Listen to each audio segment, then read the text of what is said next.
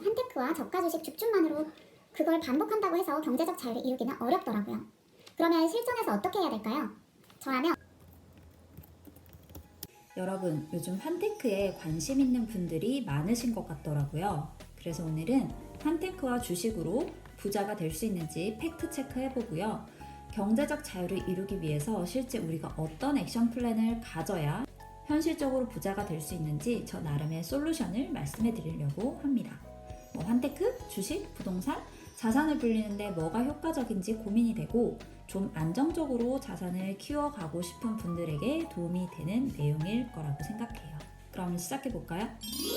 한 달 전쯤 돈의 역사는 되풀이된다 라는 책의 저자 홍춘욱 박사님의 유튜브 영상이 정말 많이 노출이 됐었잖아요.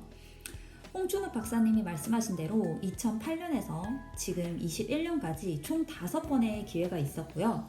그때마다 자산을 획기적으로 늘릴 수 있었다고 하셨는데 정말 그러한지 제가 확인을 하고 싶어서 체크를 해봤습니다. 환율이 200원 이상 올라갈 때가 최근 12년간 5번 있었는데요. 2008년 금융위기 때, 2011년 유럽 경제위기 때, 2015년 위안화 평가 절하 홍콩시장에 대한 환투기 때, 2018년 미중무역 분쟁 때, 2020년 코로나 때 이렇게 환율이 급등하고 코스피가 폭락하는 사태가 있었습니다. 경제가 어려워지면서 안전자산인 달러가 크게 올랐었는데요. 전략은 다음과 같습니다. 평소 세상이 평화로울 때, 원달러 환율이 안정적일 때 외화 예금이나 달러 인덱스 펀드, 해외 주식 투자 등을 통해서 계속 달러를 사모으는 겁니다. 그러다가 큰 위기가 닥쳐서 200원 이상 달러 가치가 오르면 팔고 폭락한 우리나라 주식을 줍줍 하는 건데요. 제가 investing.com에서 실제 환율과 우리나라 코스피 지수가 어떻게 움직이는지 표시를 해보았습니다. 짜잔! 2008년 리먼 사태 때는 정말 크게 환율이 올랐었어요. 1,500원 이상 올라갔습니다. 이때 코스피를 확인해 볼까요? 엄청 폭락했죠. 이때도 실제 환율이 급등했고 코스피가 많이 내려왔습니다. 한국 증시가 아직 세계 시장에서 신흥국으로 포함되어 있기 때문에 벌어지는 현상이라고 생각합니다. 세계가 위험해질수록 상대적으로 위험한 신흥국, 즉 한국 증시에서 돈이 빠져나가는 거죠. 예를 들어서 인도와 그리고 미국, 이 둘 중에 세상이 위험할 때 어디에 투자하고 싶으신가요? 당연히 신흥국인 인도보다는 미국에 투자하고 싶으시겠죠. 환율은 그 나라의 힘을 상징하기도 하는데요. 철저하게 비교 개념이기 때문에 위험할수록 더 강한 나라, 더 힘이 센 나라인 미국 돈, 달러의 힘이 강해지는 겁니다. 이때 우리나라의 돈의 가치가 하락함에 따라서 원달러 환율이 급등하고 그때 팔아서 우리나라 우량주를 줍줍하면 보통 1, 2년을 기다려야 되더라고요. 그러면 10%에서 15%까지 올라오는데요. 팬데믹 때 돈을 많이 풀면서 유동성이 더해져서 더 급격하게 올라가긴 했지만 이는 평균에서 제외하고 계산을 했습니다. 정리하면 전략이 어떻게 되느냐? 1,050원 이하의 원달러 환율일 때 기계적으로 원화를 달러로 환전을 하고 그리고 1,200원 이상이 되면 모두 원화로 바꿉니다. 물론 3분의 1씩, 3분의 1씩, 3분의 1씩 분할로 팔아도 되고요. 그럼 한테크로 10% 이상을 얻을 수 있죠. 1,050원에서 1,200원이 되었으니까요. 그리고 그 돈으로 한국 우량주를 줍줍해서 1, 2년간 기다리셔서 또 10% 이상의 수익을 얻는다고 합시다. 평균적으로는 12% 이상이지만 우리가 저점과 고점을 정확히 알 수 없기 때문에 보수적으로 10%로 잡았습니다. 기회는 평균 3년에 한 번 정도 오네요. 그럼 우리의 종잣돈이 3천만 원이 있다고 가정을 하겠습니다. 2021년이니까요. 2024년 3년 후에 첫 번째 위기가 닥쳤을 때 달러 자산 3천만 원을 원화로 환전하면 곱하기 110%를 해서 3,300만 원. 주식을 저가 매수해서 1, 2년을 버티면 3,300에서 또 10%가 더해지겠죠. 그럼 3,630만 원이 됩니다. 그리고 2027년 두 번째 위기일 때 달러 자산 3,630만 원을 환전하여 저가 매수를 통해서 곱하기 110% 곱하기 110% 이렇게 아까 전처럼 두 번씩 곱해주면 4,392만 원이 되죠. 똑같은 방법으로 2030년 세 번째 위기일 때 계산하면 5,314만원, 2033년에 계산하면 네 번째 위기를 겪었을 때는 6,430만원이 됩니다. 그럼 원금은 3,000, 이익금은 3,430만원이 됩니다. 약 10년 동안 수익률은 114%네요. 그럼 매년 1,000만원씩 우리가 저축을 할 수 있다고 생각을 해보겠습니다. 그럼 3년간 원금 3,000만원이 더 투입이 되겠죠. 1,000만원, 1,000만원, 1,000만원이니까요. 그래서 위의 방법과 동일하게 1.1% 곱하고 또 1.1%를 곱하고 두 번 곱하면 한테크 플러스 줍줍 전략으로 3,000만원은 1억 9,767만원이 되더라고요. 약 2억이죠. 물론 우리가 9년 동안 투입한 9천만원을 포함해서요. 그럼 원금은 1억 2천이고요. 우리의 수익금은 6,767만원이 되네요.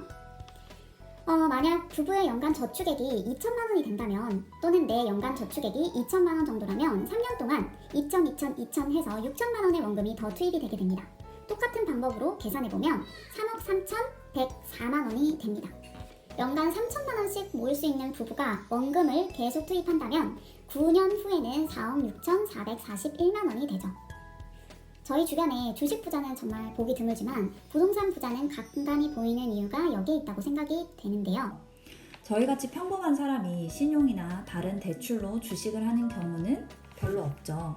그리고 많은 전문가들도 주식을 신용대출 받아서 하거나 아니면 레버리지를 이용해서 하진 말라고 이야기를 하시는데요. 주식에 레버리지를 쓰지 않기 때문에 수익금이 한정적일 수밖에 없고요. 부동산을 보면 갭 투자를 하든 주담대를 받든 가격이 비싸서 레버리지를 이용할 수밖에 없는 구조가 되죠. 그래서 수익률이 클 수밖에 없고 사고 팔기도 어렵기 때문에, 즉 환정성이 좀 떨어지기 때문에 사람들이 그렇게 많이 거래를 하지 않아요. 주식만큼. 그래서 지금과 같이 풀린 유동성과 공급 부족 사이클을 만나면 자산이 아주 큰 폭으로 상승을 하죠. 근데 무조건 넌 부동산을 하라는 거냐, 그런 얘기는 아니고요. 저는 둘 다 해야 된다고 생각합니다. 달러는 결국 현금이죠. 위기 시에 이자 좋은 현금 정도로 생각하시고 급등 시에 환전해서 우리나라 우량주나 부동산을 줍줍하는 거죠.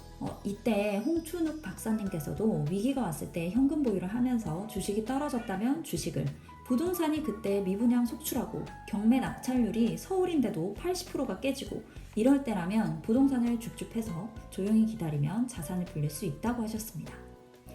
결국 하고 싶었던 얘기는 위기 때 부동산이든 주식이든 자산을 싸게 사라. 그리고 오를 때까지 팔지 말고 기다려라 입니다.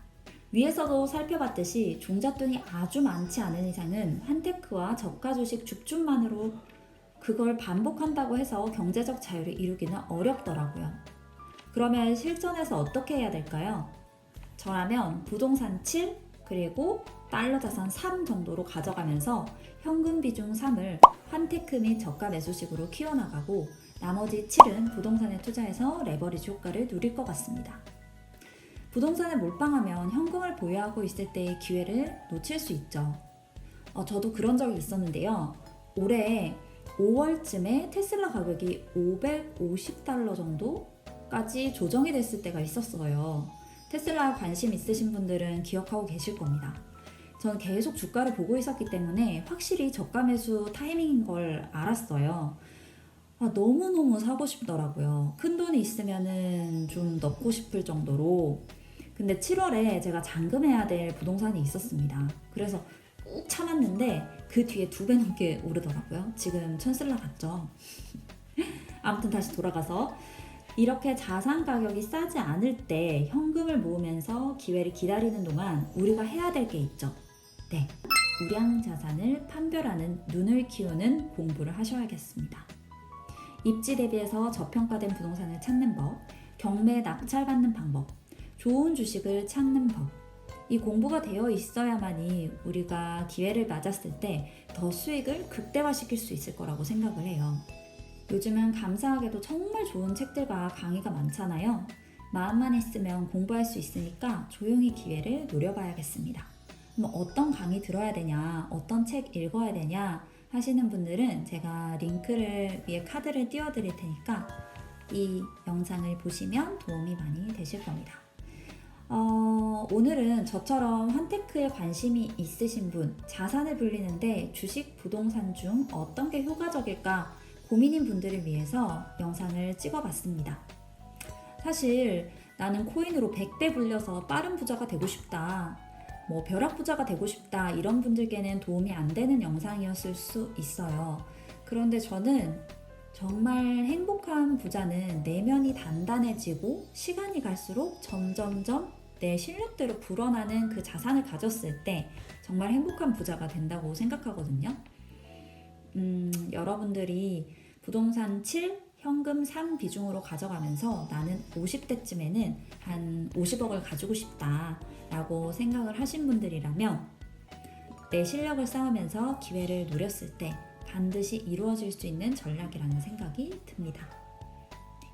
지금까지 재테크스터디 린이었고요. 좋아요와 구독은 제가 영상을 만드는 큰 힘이 됩니다. 그럼 오늘도 좋은 하루 되세요. 안녕!